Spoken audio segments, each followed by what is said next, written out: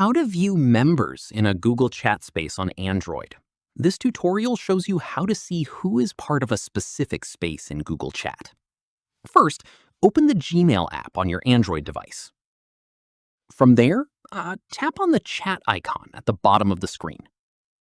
At this point, tap on the Spaces tab to see all your joined spaces.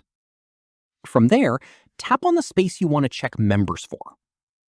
After that, tap on the space name at the top to open the space details. In the next step, tap on Manage Members or People.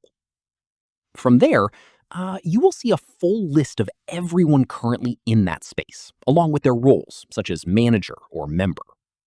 Once done, scroll through the list to view all participants. Following this, if you want to search for a specific person within the space, tap on the search icon at the top of the members list at the top of the members list. From here, type in their name to quickly locate them within the list.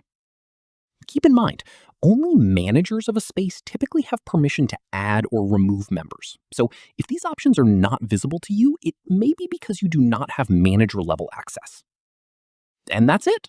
If this guide helped you view members in a Google Chat space, give it a like, subscribe for more Android tutorials, and tap the bell icon for updates.